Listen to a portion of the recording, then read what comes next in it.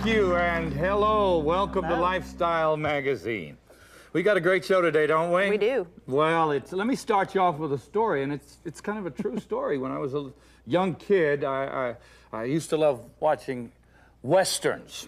And I watched on this one Western movie where some soldier got shot by an arrow.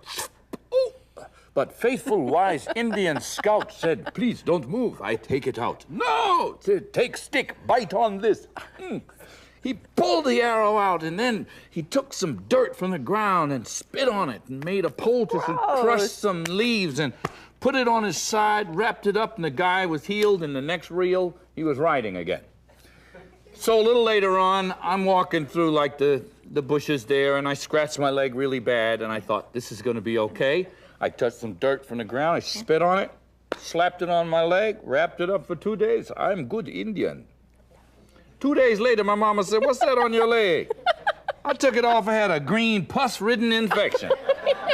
Took me over 2 hills to hospital for a good injection of antibiotic. Well, it would have worked, Clifton, if you hadn't spit in it. What'd you spit in it for? That was probably That was the problem. No, Wives' tales, I didn't do dumb things like that. You didn't? No. But when I was pregnant, I heard a bunch of stuff. I heard that if you tied a penny to a string and you held it over your tummy, that if it went clockwise, you had a boy, and if it went counter-clockwise, it was a girl. If it jumped up and down, you had a monkey. Did it work? No, it didn't work. What you see? I mean, and you hear stories But like that. I didn't get an infection, at least with what I did. Well, thank goodness for Yes, that. that's true.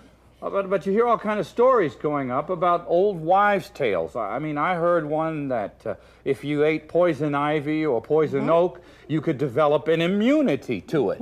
You know. So I took some of my friends into the woods and said, "Hey, that's not poison ivy." I rubbed it all over myself, said, "See, nothing." They all broke out, "I have a natural immunity to it."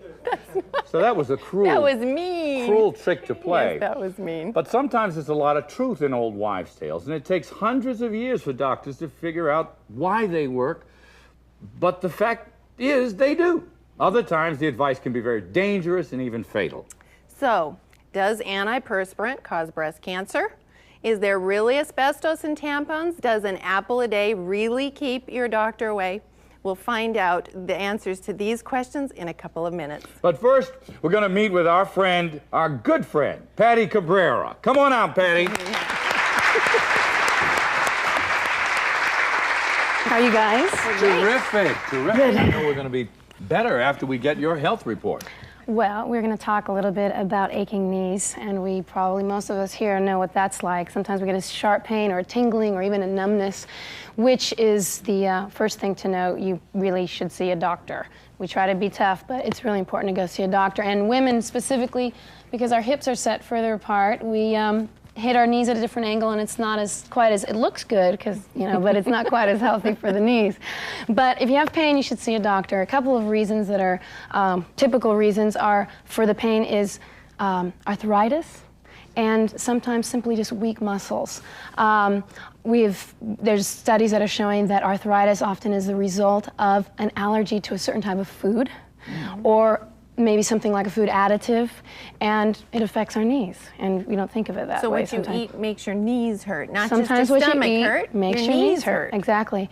The other thing is the weak muscles. It's important that maybe once the doctor sort of gives the okay, you can start exercising again, start moving around, that you see a certified personal trainer, and they can help you with some of the exercises to strengthen your legs.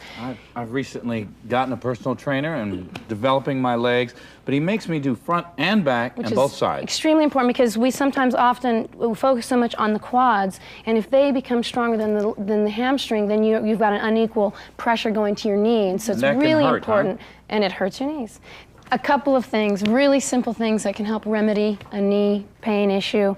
Ladies, the heels, if you have heels that are over 2 inches, it's really not healthy for our knees, so we might have to rethink the wardrobe. I know that's tough. I'm kind of a hypocrite sometimes, but and the other thing is issue of weight. If you're overweight, it's just simply not healthy for your knees. It puts a lot of added pressure, and it's something we can do to make a difference. We can change it and help ourselves. Valuable information. Thank you, Patty Cabrera, everybody. Bye.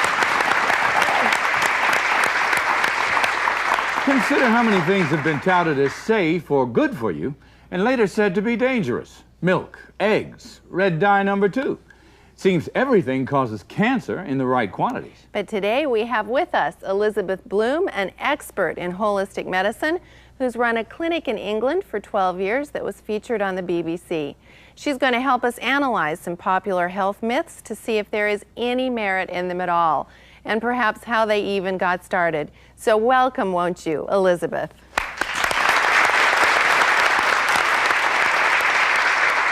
Good to have you here. Thank you. So this apple a day, that's Yes. probably the oldest, isn't it? I don't know. But the apple a day, does it work? Well, it works if you want the doctor to come or stay away. It works either way. Depends In other on if words, you've it got it. doesn't work. If you don't use it, it doesn't work. Yeah. How about what I heard as a kid? Now, I really did hear that if you eat poison ivy or poison oak, you can develop an immunity to it. Did It's you try? that ridiculous that it makes you break out in laughter. I hope you're not that naive. I was at 11. No, I was. didn't do it, I was okay. naturally Well, immune you did to that it. mud thing. Yeah, but Yeah, I I rubbed heard the about stuff that. on me. I never broke out. All my friends Well, did. the poison ivy thing can be a little fatal, depending on your own constitution. But there's a homeopathic remedy called Rus Tox that should be in every person's first aid kit at home. And if you happen to run through a field of poison oak or poison ivy, you can take the Rus Tox. It's a natural antidote. Everybody has a folk tale, an old wives' remedy. You know, when you're ill, you want to give the body the most time that it can take to heal naturally. So good, nutritious food is always better than, you know, popping something in the microwave. You know, you let the body have a fasting area of time to recuperate, because it will heal itself more often than not. And a lot of the complementary and alternative practices are not a lot, but many of them are based on commonsensical principles. So when you've got a body that's breaking down into common viruses and bacteria and moving on into even life-threatening illnesses, you have to go back to the basics and look at the detoxification of the body in order to allow the immune system to heal and support you. Now, when you say detoxification, what exactly do you mean? I mean, is it a natural thing that we do without augmenting it, without some kind of, I don't know, drinking thousands of juices, gallons of juice? There are many things that you can do. I mean, we do evacuate on a regular. We have 5 eliminatory organs in our body. We women, men have 1 less.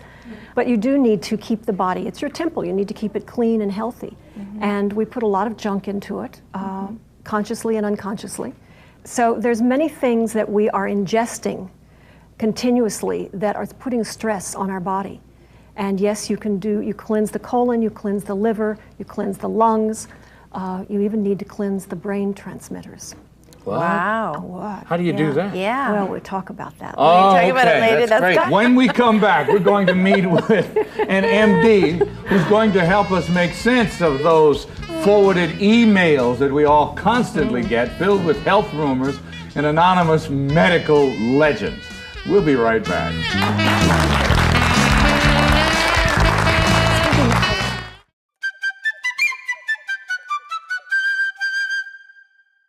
This is Hello Channel. Well, joining us now is Julia Hunter, a holistic health specialist who's going to review medical and nutritional myths and legends perpetuated on the internet. Please welcome Julia, huh? Now, how's all this, what we call net lore or internet medical myths, how do they all kind of happen? Well, people love to talk about things, don't you think? And I think that people tell people things that are not necessarily truths. They may have some moment of truth in them, but myths get perpetuated. Misinformation gets perpetuated that way. And on the internet, it's so easy because all your friends are on one list. Now, you particularly have to deal with this in the field of holistic medicines. Do you find it's difficult to weed out pun intended, weed to weed out the good stuff She's not impressed. from the bad. I mean, the stuff that really works. The good, the bad, and the Yeah, ugly. from the crabgrass.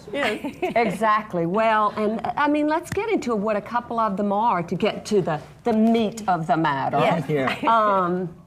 One of my favorite is about underarm deodorant. Yes, yes, and yes, breast cancer. Yes. Now, it's funny that this has been perpetuated recently because I, for one, have always believed that it is common sense, and common sense tells you, and then if you add a little medical knowledge on top of it, underneath the arms are a huge number of lymph nodes.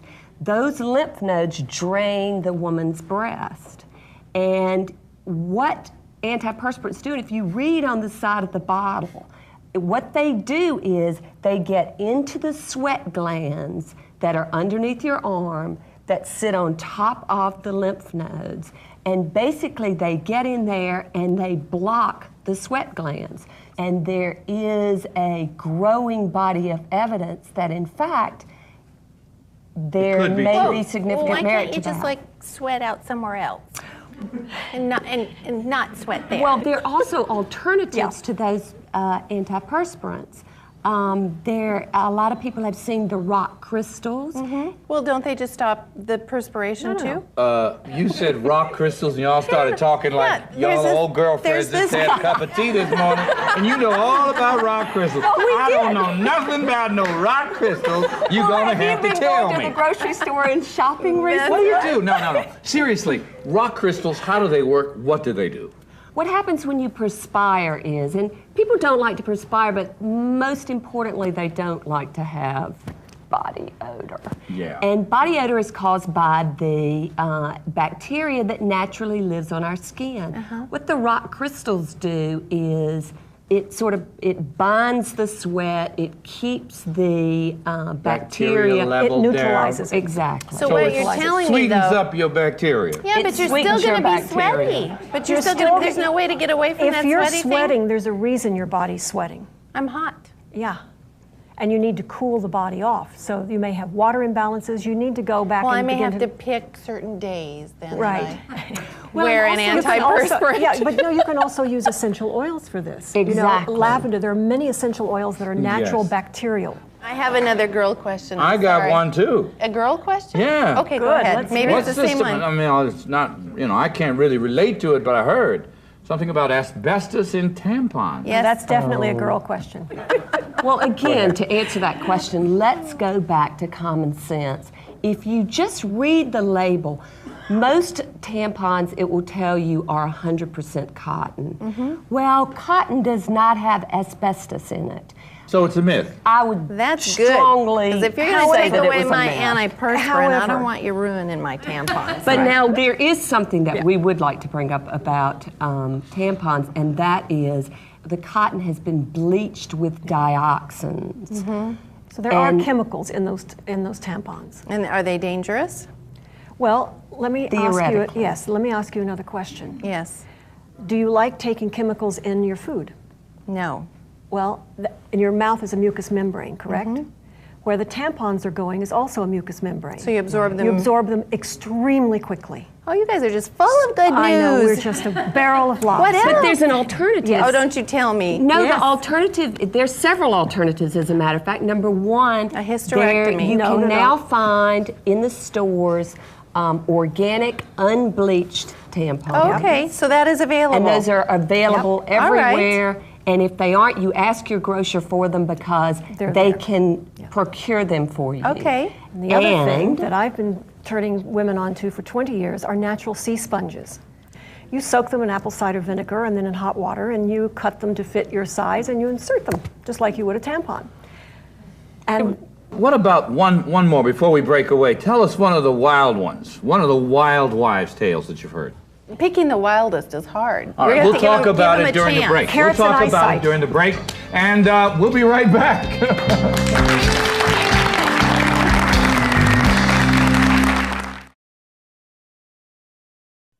We learned English. Your kids can too. Just watch Hello Channel.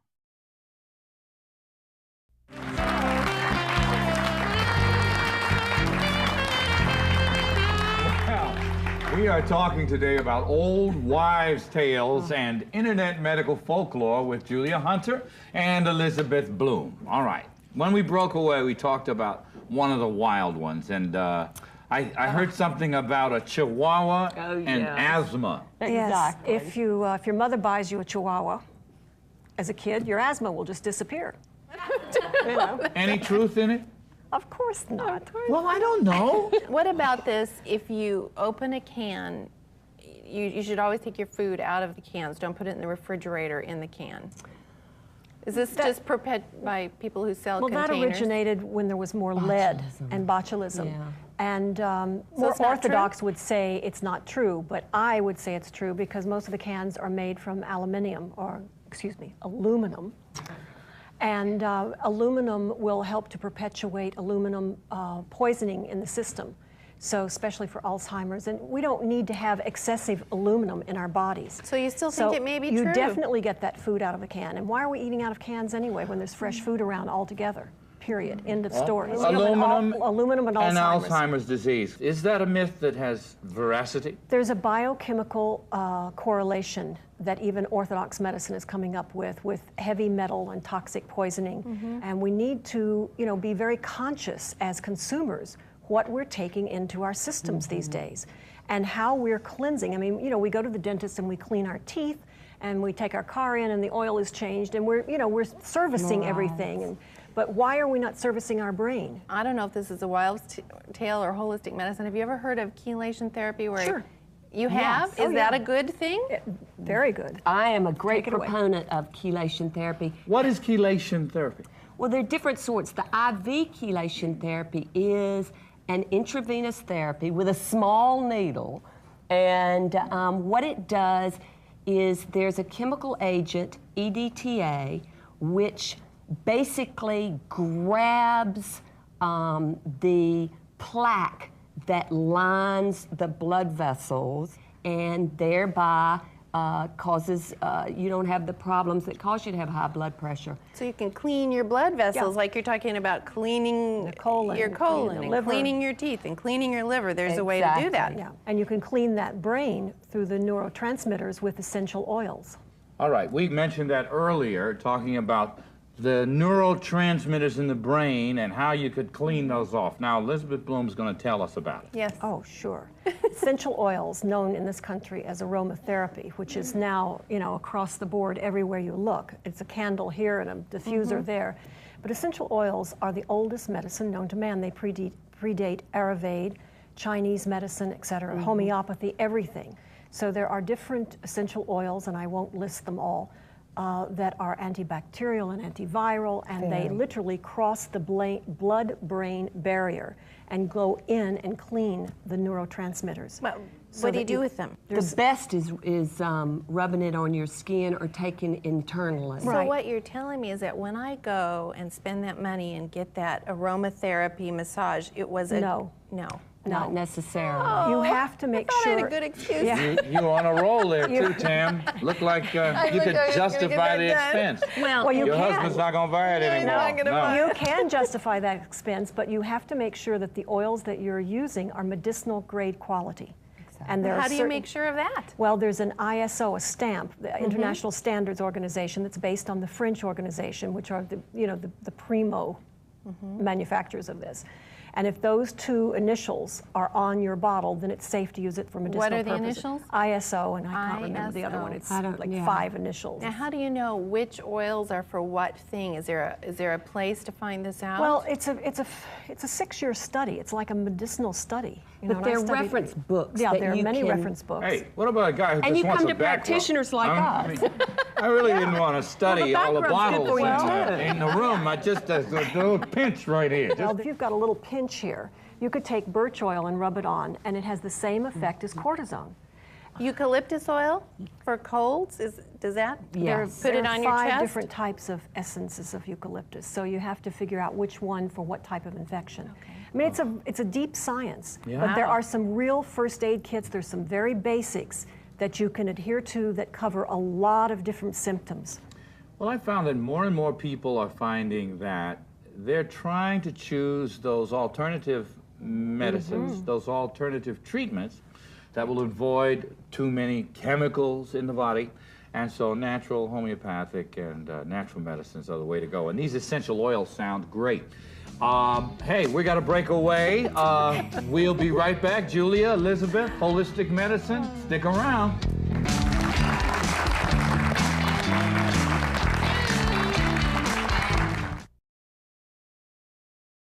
Hello. Hello. Hello. Hello. Hello.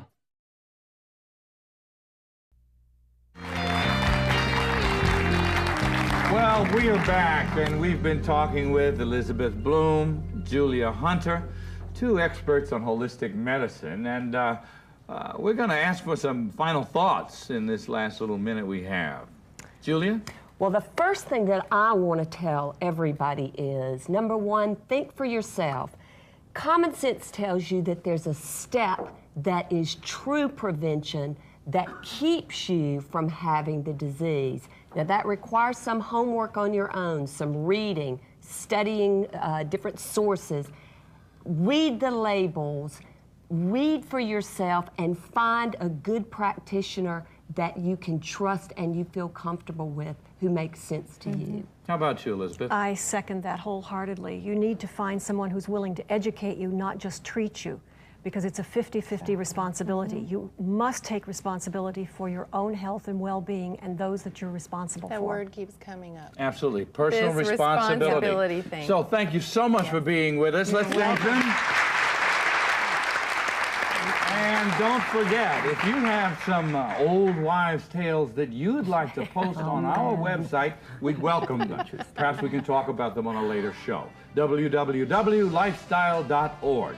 I'm Clifton Davis. And I'm Tammy McGrew. Have a great day. God bless.